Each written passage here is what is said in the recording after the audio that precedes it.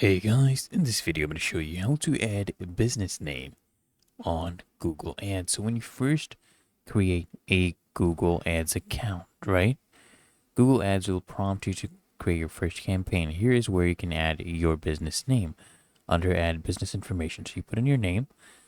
Mine is Craig's Landscaping Services. And right here I can preview what my business profile would look like based on the information I gave it while creating my business, right, on the Google Maps. So this is the business I created on Google Maps. I picked all this up by itself. What you can do is you can manually add this as well. It's really easy and simple. Come here, change your name if you want. It's really optional.